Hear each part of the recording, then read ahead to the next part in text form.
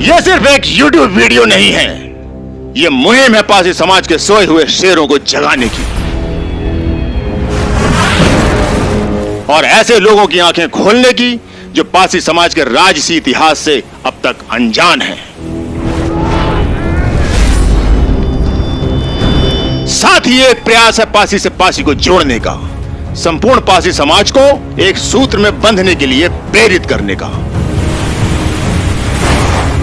History repeats itself, इतिहास अपने आप को दोहराता है और यह कोशिश है राजसी पारसी समाज के इतिहास को एक बार फिर से दोहराने की। जब भारत पर विदेशी आक्रमणकारियों के खतरे मंडरा रहे थे, तब कहां थे आप? कहां थे आप उस समय? तब देश की याद नहीं आ रही थी? तब देश को आजाद कराने की बात दिलो दिमाग पर नहीं आ रही थी आपके? यह मैं किससे पूछ रहा हूं, आप भली भांति समझ रहे हैं। दोस्तों, जब सैयद सलार मसूद गाजी का धर्म युद्ध जिहाद छिड़ा था, तब वो पूरे भारत को अपने कब्जे में करना चाहता था। उसकी लालसा पूरे भारत को जीतकर पूरे भारत में इस्लाम फैला देने की थी। और जब उसने पंजाब और दिल्ली को जीतते हुए कन्नौज पर हमला किया, उस समय कन्नौज का राजपूत राजा, वहां का शासक जो राजपूत था, उसने हथियार डाल दिए और साथ ही साथ उसने इस्लाम को भी कबूल कर लिया। सैयद सलार मसूद गाजी के भय से, उसके डर से, और उसके साथ ही वो उसकी सेना में भी शामिल हो गया। ऐसा था वहां का राजपूत राजा। दोस्तों, आज हमारा पारसी समाज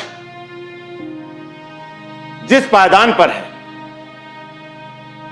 और जो वो भुगत रहा है, इसका कारण कौन है, हम भली भांति जानते हैं।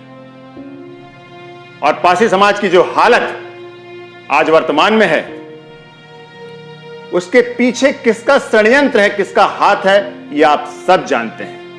इसलिए दोस्तों, अब सिर्फ फेसबुक पर पोस्ट डालने से, यूट्यूब पर वीडियो बनाने से या सोशल मीडिया में आकर के तरह तरह के बयान देने मात्र से कुछ नहीं होगा। अब हमें आगे बढ़कर मुकाबला करना होगा, लड़ना होगा अपने अधिकार के लिए, अपने हक के लिए।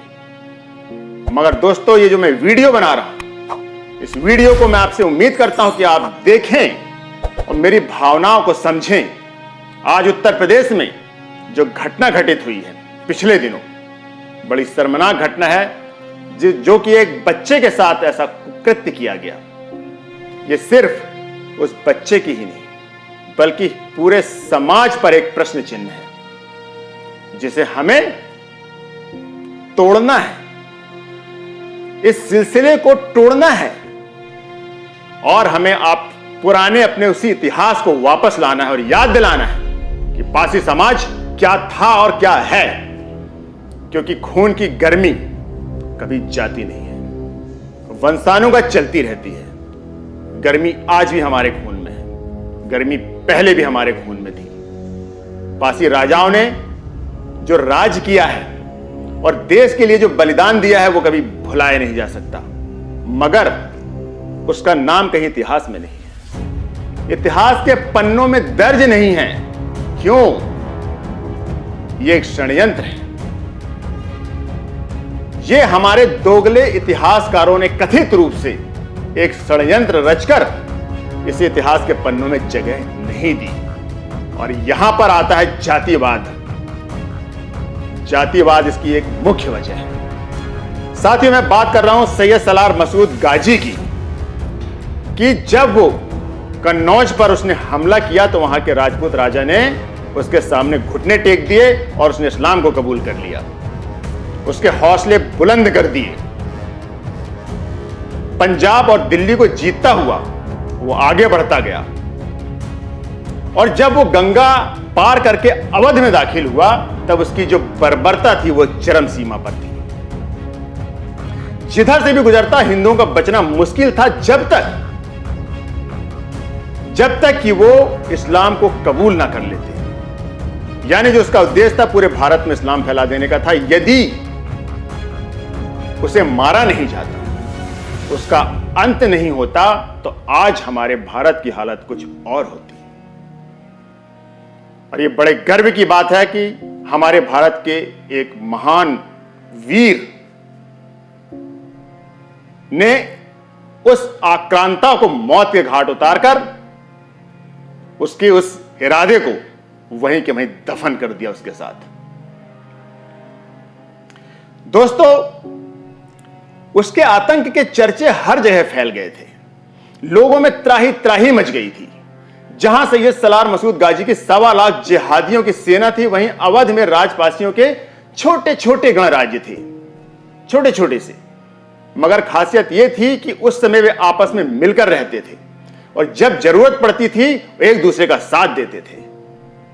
युद्ध में एक दूसरे के साथ कंधे से कंधा मिलाकर दुश्मनों से मुकाबला किया करते थे, सिर्फ और सिर्फ देश की आबरू और इज्जत, अपनी मातृभूमि को बचाने के लिए। पश्चिम अवध में राजपासियों का शासन था और वे अपने स्वतंत्र प्रवृत्ति के लिए जाने जाते थे। बेहद स्वाभिमानी और अड़ियल रुख वाले होते थे, जो बात बात पर म्यान से तलवार खींच लेते थे।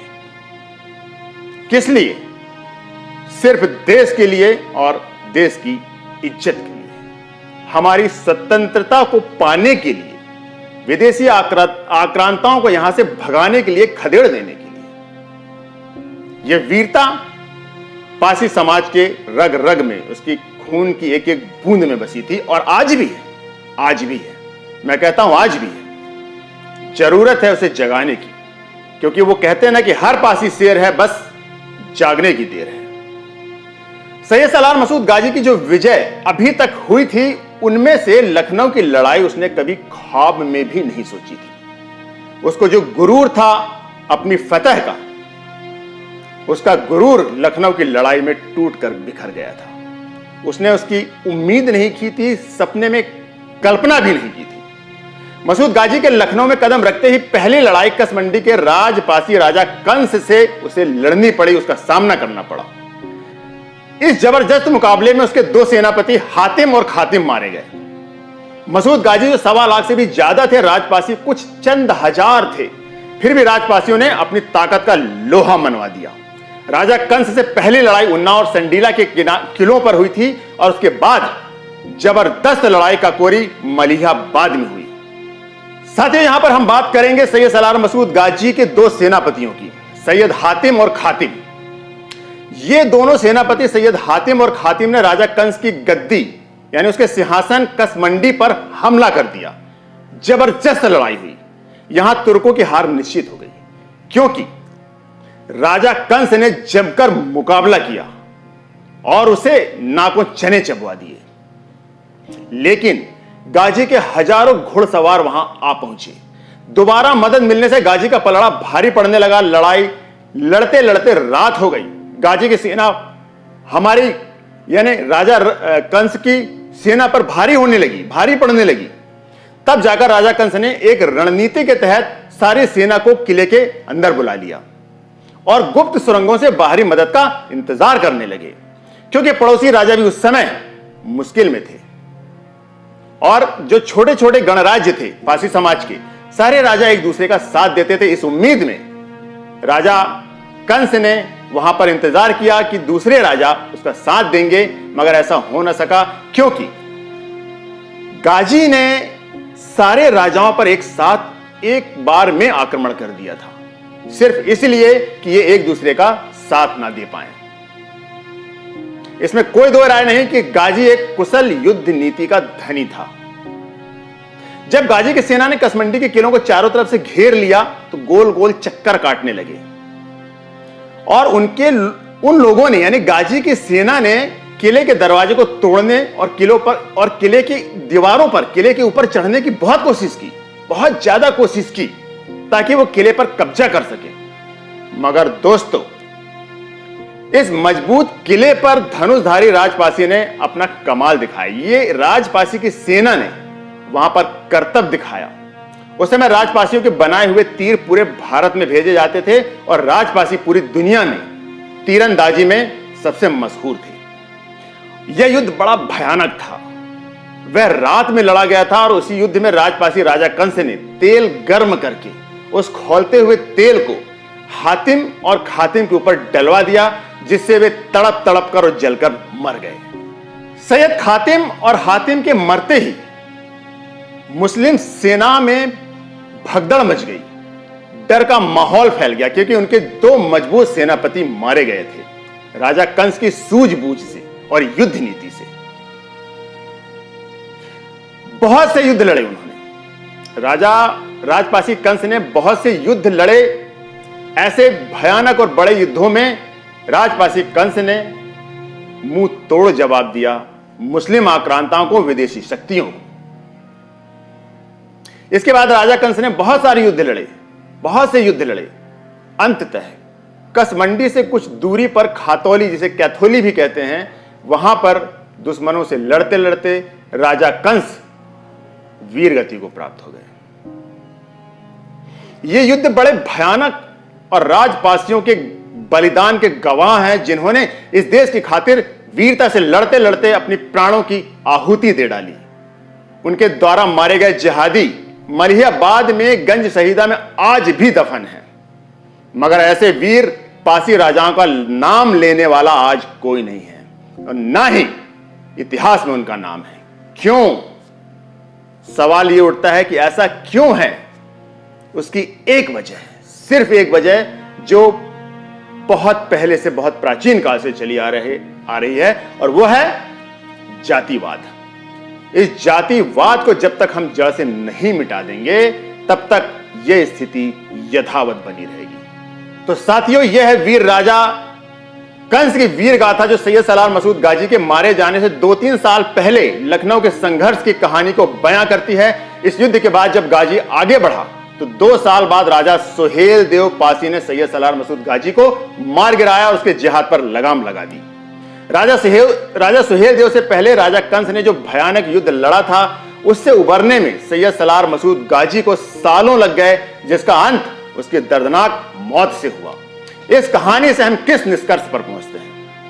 आखिर इस कहानी से हम क्या सीखते हैं, क्या सीख लेते हैं? साथियों, राजपासी राजा कंस जैसे बहुत से योद्धा पासी समाज में हुए हैं। पासी समाज ने ऐसे बहुत से वीर राजा, महाराजा और योद्धा दिए हैं, जिन्होंने देश और धर्म की रक्षा की खातिर अपने राजपाट के साथ साथ अपना सब कुछ न्यौछावर कर दिया, लेकिन जिनका नाम इतिहास के पन्नों से आज भी गायब है। भारत के मुख्य इतिहास के पन्नों में कहीं दिखाई नहीं देता, या यूं कहें कि इतिहास लिखने वालों के दोगले पन्ने से दरकिनार कर दिया, और इसे इतिहास के पन्नों में वो जगह नहीं दी जो अन्य राजाओं को दी, अन्य जाति के राजाओं को दी। वाह रे जातिवाद, वाह!